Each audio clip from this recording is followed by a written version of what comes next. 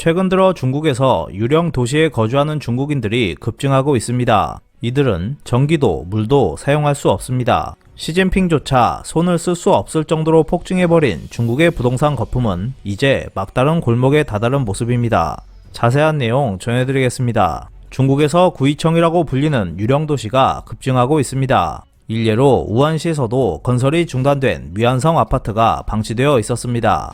그중 3분의 2는 이미 분양이 끝난 상태였습니다. 중국에서는 아파트 구매자들이 증가하면서 집값 지불과 주택 융자 부담을 피하기 위해 유령 도시에 거주하는 중국인들도 증가했습니다. 유령 도시에 거주하는 중국인들의 생활 환경은 매우 열악했습니다. 유령 도시 문제는 중국 공산당 정권의 주도로 팽창해버린 부동산 거품이 현재 붕괴 위기에 있다는 뜻이기도 합니다. 동서양을 막론하고 거품이 꺼지면 경제는 어려워지고 재무제표 조정과 부실 채권 처리가 불가피해집니다. 향후 부동산 개발업자들의 자금 융통은 한층 더 악화될 것이고 미완성된 채 중단된 부동산은 증가할 것입니다. 중국에서 앞으로도 유령 도시가 늘어날 가능성은 매우 높습니다. 주택 인도 등을 둘러싼 부동산 업자와 구매자의 마찰도 증가하는 등 유령 도시 문제는 더욱 심각해질 것으로 예상되고 있습니다. 그것은 중국 공산당 정권의 구심력에 무시할 수 없는 마이너스 영향을 주게 될 것입니다. 유령 도시는 무리한 도시 개발 사업으로 인해 주택 공급이 과잉되어 텅 빈 집들이 늘어나거나 미완성된 건물이 방치된 아파트 단지나 지역을 말합니다. 실제로 필요 이상으로 주택이 공급되어 구매자가 더 이상 나타나지 않는 단지도 유령 도시입니다. 중국에서 유령 도시가 언제부터 증가했는지에 대해서는 여러가지 가설이 있긴 하지만 대략적으로 2010년경부터 유령 도시 문제가 중국에서 표면화되기 시작한 것 같아 보입니다. 중국에서 가장 유명한 유령 도시는 내이먼구 오르도스의 캉바시입니다. 중국 북부 사막지대에 신기루처럼 우뚝 솟은 화려한 이 도시는 사막의 오아시스와 비슷한 도시이지만 중국인들이 거의 살고 있지 않는 거대한 도시로 지난 2010년 전 세계의 이목을 집중시켰습니다. 이 지역은 광물 자원이 풍부한 도시입니다.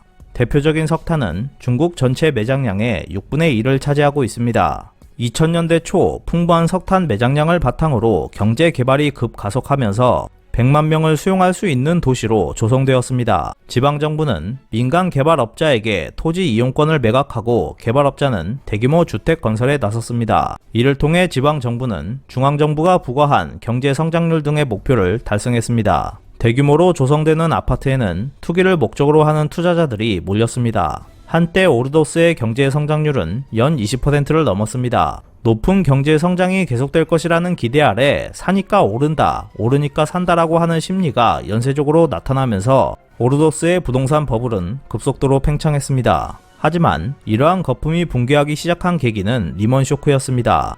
리먼 쇼크는 2008년 미국 대형 투자은행 리먼 브라더스가 신용도가 낮은 주택담보대출로 인해 파산하면서 미국의 주택가격이 30%가량 폭락하며 촉발된 세계적인 금융위기입니다. 중국의 유령 도시를 대표하는 캉바시의 인구는 100만 명이 살 수 있는 도시로 만들어졌지만 2014년 당시 10만 명 안팎이었습니다. 캉바시는 중국의 석탄 붐과 함께 성장해 왔지만 2012년경 석탄 가격이 공급 과잉으로 급락하면서 부동산 거품까지 꺼져버렸습니다. 많은 탄광은 영업이 중단되었고 철강 산업과 시멘트 산업도 타격을 받았습니다. 더군다나 부동산 투기꾼들까지 철수하면서 많은 건물이 미완성된 채 방치되어 버렸습니다. 캉바시는 중국에서 실수요를 무시하고 과도하게 부동산 개발을 한 대표적인 예입니다. 캉바시가 유령 도시로 변한 후에도 중국 공산당 정권은 부동산 투자를 대폭 늘려 10% 정도의 높은 성장률 실현을 목표로 했습니다. 당의 지휘 아래 집값은 계속 오른다는 근거 없는 광기가 경제 전체를 뒤덮었고 투자용 아파트는 쏟아졌습니다. 지난 2016년 중국의 주택 공급량은 34억 명분으로 중국의 인구 약 14억 명의 2배가 넘었습니다. 그 후 2020년 8월 세 가지 레드라인이 실행되면서 중국 부동산 개발업자의 경영 체력은 급속하게 떨어졌습니다. 유령 도시가 늘어나는 것은 불가피한 상황이었고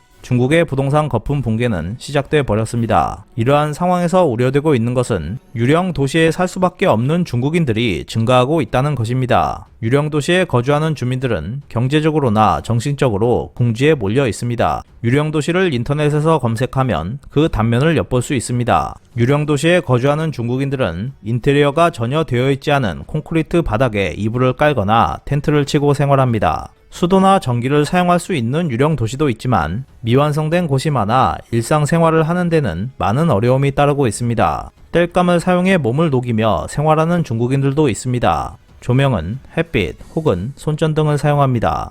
위성 사진을 보면 단지와 인근 마을을 잇는 도로 등 사회 인프라가 제대로 갖춰져 있지 않은 유령 도시도 많습니다. 물론 여유가 있는 중국인이라면 다르겠지만 실제로는 경기 침체로 고용 및 소득 환경이 악화돼 유령 도시에 살 수밖에 없는 중국인들이 늘고 있습니다. 유령 도시에 사는 중국인들과 부동산 업자 간의 마찰도 늘고 있습니다. 거주자 중에는 부동산 업자나 지방 정부에 속았다고 생각하는 중국인들도 있습니다. 하지만 그들은 건설이 중지된 아파트를 바라보며 대출금을 상환해야 합니다. 현재 중국에서는 건설된 지 30년이 넘은 유령 도시도 증가하고 있습니다. 이 중에는 붕괴가 염려될 정도로 노후화된 곳도 있습니다. 노인이 된 거주자는 새로운 아파트를 구입하기 위한 자금을 추가로 빌리는 것도 어렵습니다. 미완성된 주거 환경은 가혹하지만 가계지출 억제와 비바람을 막기 위해 유령 도시에 살 수밖에 없는 것이 이들의 속마음일 것입니다. 앞으로 중국에서 유령 도시 문제는 더욱 심각해질 것입니다.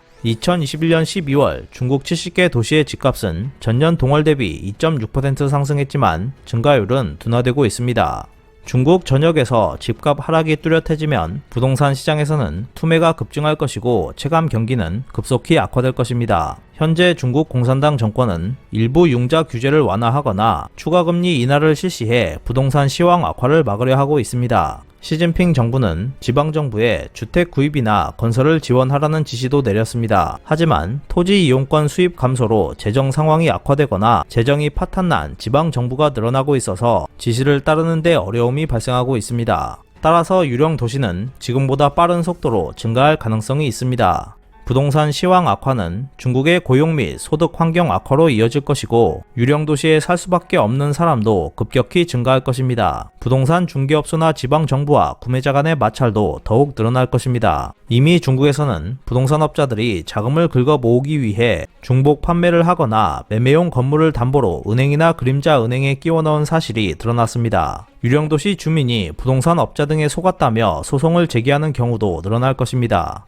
심각한 유령도시 문제는 사회 심리를 악화시켜 공산당의 구심력을 저하시킬 수 있습니다. 중국 정부는 유령도시에 거주하는 중국인이나 구입자 증가를 막기 위해 지금보다 더욱 민간 기업에 대한 옥죄기를 강하게 시행할 것입니다. 그렇게 되면 부동산 업자들은 자산 매각을 서두를 것이고 그것은 부동산 시장 악화를 가속화시킬 것이며 그에 따라 유령 도시에 거주하는 중국인들은 더욱 늘어나게 될 것입니다. 그간 중국 공산당 정권은 시멘트, 철강 산업의 고용을 늘리기 위해 부동산 투자에 의존했습니다. 그에 따라 중국의 경제 성장률을 인위적으로 끌어올릴 수 있었지만 그 대가는 컸습니다. 중국의 유령도시 문제는 그 상징이 되어버렸습니다. 이상 피커TV였습니다.